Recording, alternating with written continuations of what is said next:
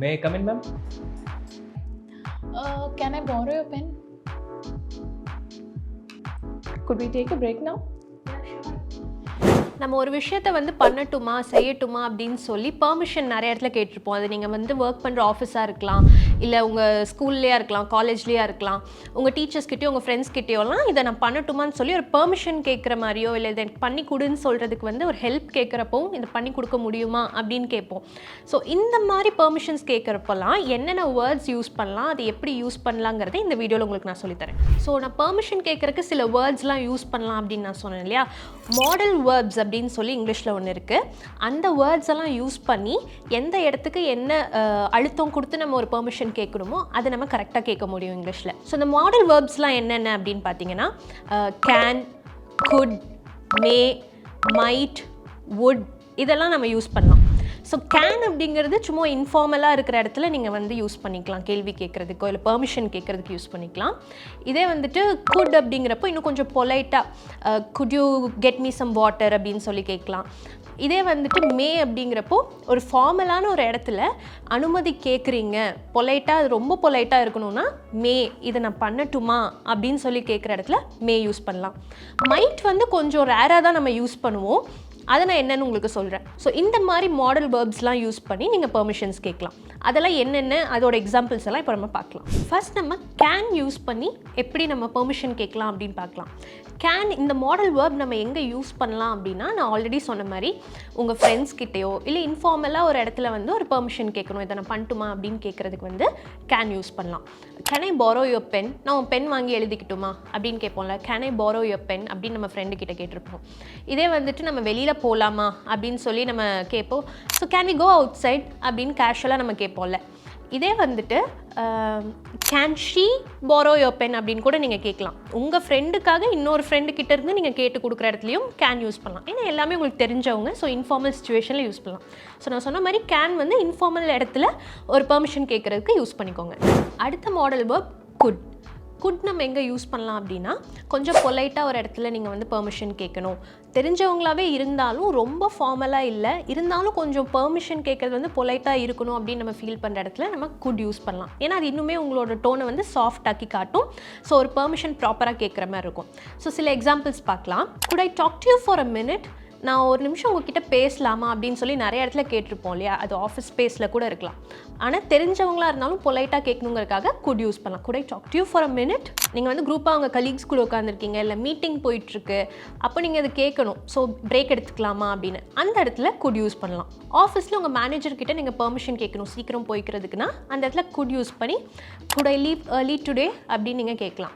So good நான் சொன்ன மாதிரி ஒரு பொலைட்டாக தெரிஞ்சவங்க கிட்டேயும் பொலைட்டாக ரெஸ்பெக்ட்ஃபுல்லாக கேட்கணும் ஒரு பெர்மிஷன் அப்படின்னா அந்த இடத்துல நீங்கள் இந்த மாடல் வேர்ப் யூஸ் பண்ணிக்கோங்க. ஸோ குட் நான் எங்கே யூஸ் பண்ணலாம் அப்படின்னு சொல்லியிருந்தேன்னா, உங்களுக்கு தெரிஞ்சவங்க தான் ஆனாலும் பொலைட்டாக நீங்கள் வந்து யூஸ் பண்ணணும். செமி ஃபார்மல் சுச்சுவேஷன்ஸ் இருக்கும் இல்லையா, அந்த மாதிரி இடத்துலலாம் நீங்கள் வந்து பெர்மிஷன் கேட்கணுன்னா குட் யூஸ் பண்ணி கேள்வி கேட்டுக்கோங்க. அடுத்த மாடல் வேர்ப் மே.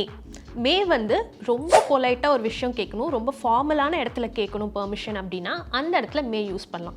உதாரணத்துக்கு உங்கள் டீச்சராக இருக்கலாம், உங்கள் மேனேஜராக இருக்கலாம். ஸோ இப்போ வந்து நான் உள்ளே வரட்டுமா அப்படின்னு கேட்குறதே கேன் ஐ கம் இன் அப்படின்னு கேட்குறத விட மே யூஸ் பண்ணி கேட்டிங்கன்னா அது ரொம்ப பொலைட்டாக இருக்கும், ஃபார்மலாக இருக்கும்.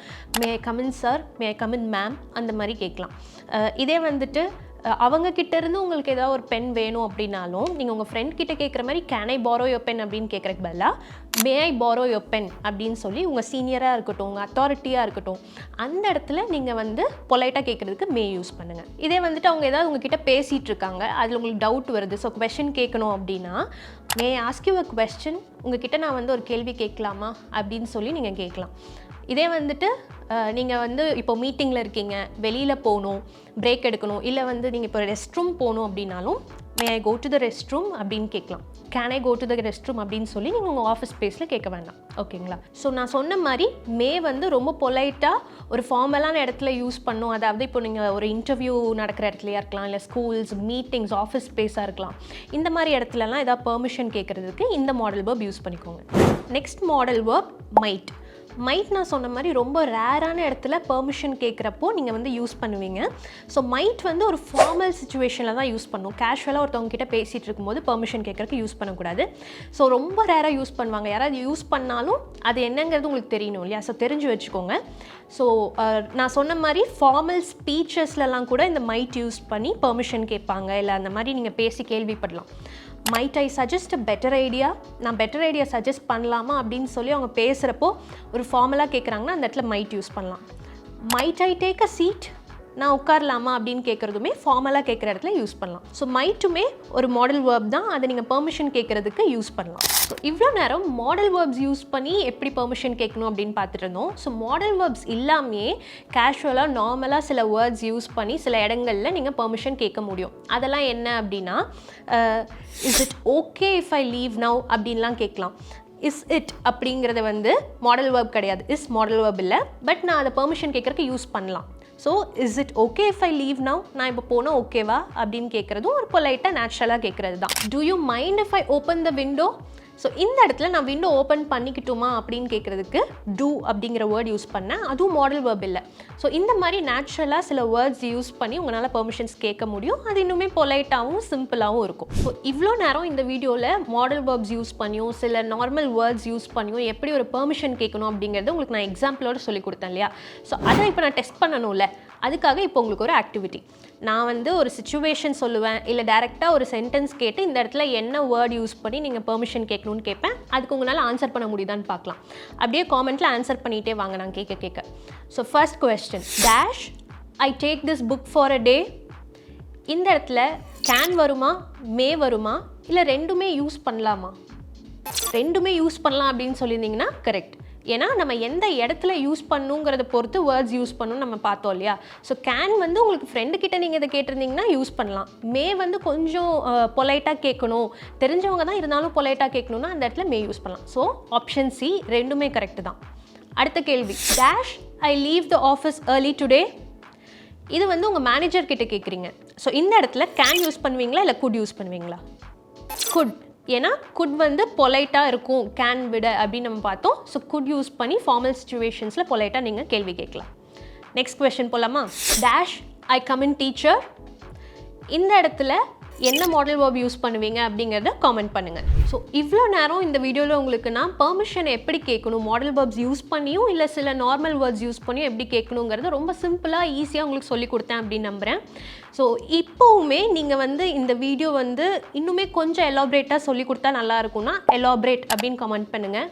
இல்லை இது ரொம்ப யூஸ்ஃபுல்லாக இருந்துச்சு, எனக்கு புரிஞ்சிச்சுன்னா யூஸ்ஃபுல் அப்படின்னு சொல்லுங்கள். அது மட்டும் இல்லாமல் உங்களுக்கு வேறு என்னெல்லாம் இங்கிலீஷில் கற்றுக்கணும் அப்படின்னு நீங்கள் நினைக்கிறீங்களோ அந்த டாபிக் என்னங்கிறதையும் காமெண்ட்டில் மென்ஷன் பண்ணுங்கள். எல்லாமே நான் ரீட் பண்ணிவிட்டு அடுத்தடுத்த வீடியோஸில் உங்களுக்கு நான் சொல்லித்தரேன். ஸோ இப்போது இன்றைக்கி நம்ம பார்த்த கான்செப்ட்ஸ் மாதிரி ரொம்ப எளிமையாக தமிழ் மூலமாக உங்களுக்கு இங்கிலீஷ் கற்றுக்கணும், அதுவும் பர்சனல் ட்ரெயினர் அசிஸ்டன்ஸோட லைவ் கிளாஸஸ் மூலமாக கற்றுக்கணும் அப்படின்னாலுமே எங்ககிட்ட 24/7 பர்சனல் ட்ரெயினர் அசிஸ்டன்ஸ் இருக்குது. ஸோ நீங்கள் இருக்கிற இடத்துலேருந்து கற்றுக்க முடியும். அதுக்கு இப்போவே நீங்கள் கோர்ஸில் ஜாயின் பண்ணணும். இல்லை நான் நேராக வந்து தான் கற்றுக்கணும் அப்படின்னா கோயம்புத்தூரில் இருக்கிற நம்ம ஆஃபீஸ்க்கு விசிட் பண்ணி நீங்கள் ஆஃப்லைன் கிளாஸஸில் கூட இங்கிலீஷ் கற்றுக்கலாம்.